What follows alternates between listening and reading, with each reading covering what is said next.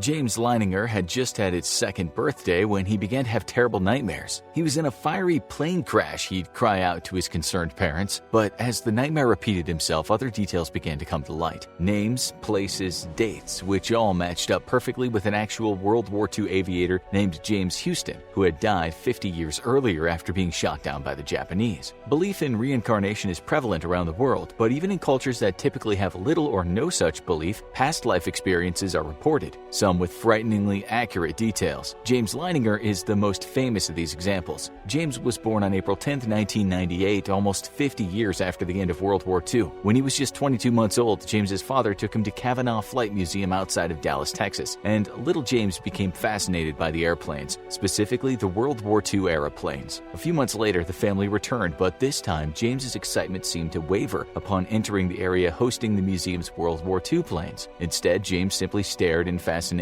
saying nothing. Shortly after his first trip, James had begun to reenact crashes with his toy airplanes while shouting "Airplane crash on fire." The behavior continued and became extremely disconcerting for James's father, who was a frequent traveler. As the family said their goodbye at the airport, James would once more spout, "Daddy, airplane crash on fire." It wasn't long before James began having nightmares, where he'd frequently scream, "Airplane crash on fire, little man can't get out." He'd shout this over and over again while thrashing around wildly. James slowly became convinced that these weren't dreams but memories that he had of something that had happened to him sometime in the past. At 2 years old now, James said he'd been flying an airplane that had been shot down by the Japanese. In time, he elaborated, stating that he'd been flying a Corsair and that outside of his nightmares, he commented on flying a Corsair to his parents several times. When James was 28 months old, he told his parents that he'd been flying his plane off a boat named the Natoma. James's father searched online for any ship named Natoma in World War II and was shocked to discover the Natoma Bay, an escort carrier that fought in the Pacific. After this discovery, James's parents asked him for the name of the little man that was frequently on fire in his dreams, but he simply responded that it was him. Switching tactics, they asked him for the name of someone else on the boat. James responded with Jack Larson. Right before Christmas, with James now 2.5 years old, his father was looking through a book he was going to give to his own father for Christmas. The book was called The Battle for Iwo Jima in 1945, and as he thumbed through the book, James took an interest. Eventually, he pointed at a picture showing an aerial view of Mount Suribachi and told his father that that was where his plane was shot down.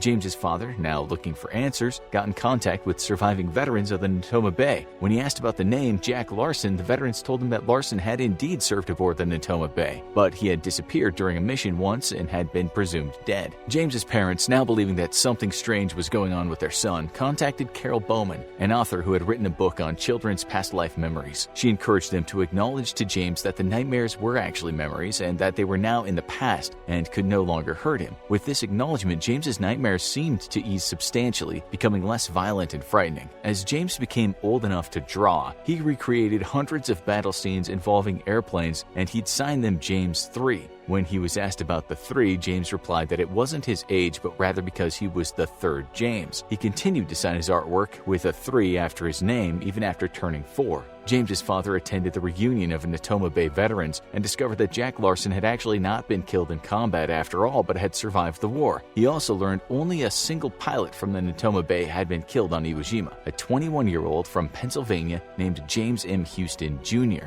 After contacting Jack Larson, he was able to confirm that James M. Houston Jr. had indeed flown off the Natoma Bay and had been lost in combat, though not in the attack on Iwo Jima itself, but on an attack on transport ships on a nearby island. Digging into historical records, and after-action report confirmed that Jack Larson had flown alongside James M. Houston Jr. and that Houston's plane had crashed exactly as young James had described. Was James fantasizing about being a World War II pilot? Possible, but if so, then how did he recall such specific details at a time when the internet was still in its infancy? Could James's parents have perpetrated the entire event as a hoax? Also possible, though the parents would only go on to write a book about the experiences when James was 11 years old, 9 years after James had first started making claims about past life memories. As an investigation into the incident reports, it's highly unlikely the parents would have began a hoax so far in advance in anticipation of a future payout almost a decade later. The parents had also failed to capitalize on a media story about James while the experience was still fresh. fresh. Dr. Jim Tucker has been studying past life experiences for over 20 years and has gathered a large amount of data on children claiming to have experienced past lives. According to Dr. Tucker, children typically begin to have past life experiences right about their third birthday, which lines up with James's account. As they improve their verbal skills, they become more talkative, further elaborating on past life memories. Interestingly, 70% of the cases studied by Dr. Tucker show that children relating past life memories claim to have died unnaturally, such as murder, suicide, or in combat. Could a violent death before one's time is up be cause for reincarnation? Or is the shock of such a death simply imprinted on the soul, manifesting itself early in the next life? There's no way to know for sure, but violent or unnatural deaths seem to be the most common amongst past life memories. By the time the child turns 6 or 7, though, the memories fade, and children seem to forget all about them entirely. One past life experience in the 1950s, though, led to a brief but intense cultural phenomenon right here in the US, and an upsurge in belief in reincarnation.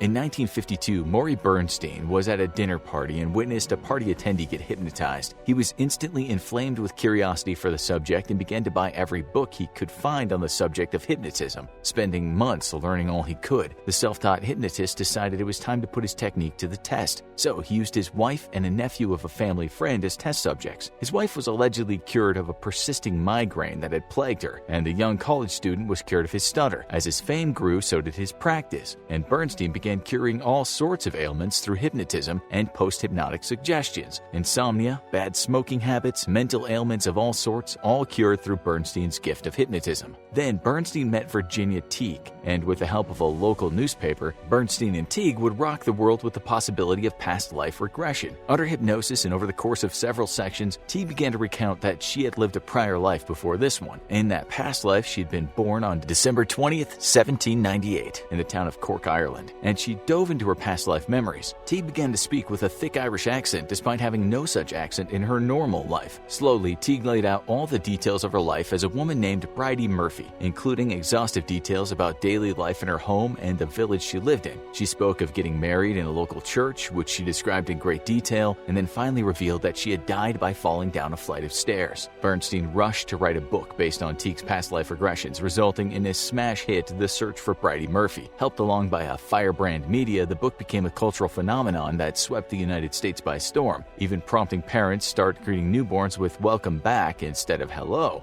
The fad, however, was short-lived. As with extraordinary claims came an equally extraordinary investigation into Teague's alleged past life as Bridie Murphy. Teague had alleged that she and her husband, Sean Joseph Brian McCarthy, had been married at St. Teresa's Church in Belfast, but upon investigation, that church hadn't been built until 1911, a full 47 years after Teague's first death in 1864. She had also identified her young husband as a barrister, but as a Catholic, her husband would have been barred from holding that title until the Catholic emancipation in 1829. She'd even gotten wrong claims of buying clothing in shops, when at the time in the area it was still common instead to purchase cloth and have a dress made by a dressmaker. Further investigation revealed that Teague's real-life parents had both been part Irish, which would have explained her ability to accurately mimic an authentic Irish accent. As if that wasn't damning enough, though, Teague had an Irish immigrant as a neighbor named Bridie Murphy Corkwell, across from where Teague had grown up in her childhood home. But Teague and Bernstein may not have been malicious hoaxers out to make a buck. Both likely believed that the experiences were very real. Teague and Bernstein had in fact not discovered evidence of past lives, but rather of a psychological phenomenon known as cryptomnesia. This condition occurs when the brain recalls a memory but fails to recognize it as such, thus leading the sufferer to believe that this is a brand new event. Given Teague's very young age, when she had been influenced by her partly Irish parents and her Irish neighbor, these buried memories would have been highly fragmented. Under Bernstein's amateurish use of very leading questions, Teague likely gathered these fragmented memories together and formed brand new ones, with her brain failing to recognize the original fragments as real memories. They seemed like something that could not have happened to Teague in this current life, and easy fodder for a past life experience. A total shunning of the spotlight by Teague during the height of Bernstein's book's popularity further goes to show that the event was unlikely to have been maliciously hoaxed. Teague always insisted that she be identified only by the pseudonym Ruth Mills Simmons. Nonetheless, Bernstein's book did ignite a brief national obsession with past lives, leading to several films such as I've Lived Before, based on the phenomenon. People even began to throw come-as-you-were parties, with attendees encouraged to dress as they believed believed they would have in a past life. The most tragic part of this accidental cultural phenomenon, however, is the development of past life regression therapy, a practice which uses hypnosis to recall past life experiences. It encourages subjects to revisit past traumatic events, believing that facing those memories and accepting them as no longer able to harm them can bring a form of catharsis in this new life. This practice has soared in popularity, and despite it being illegal to practice psychotherapy without a license, you don't have to look very far to find a past life therapist in your local area. Yet, there does seem to be some benefit to past life regression, even if it likely has nothing to do with actually revisiting past lives. Clients undergoing past life regression have shown in some cases success in dealing with real-life phobias, mental illnesses such as depression and anxiety, and bad habits. This, however, is likely due to the subject feeling safe to tackle these problems head-on in a fantasized scenario of their own creation, or by feeling empowered through fantasized achievements accomplished in a past life. But while past life regression has no basis in real science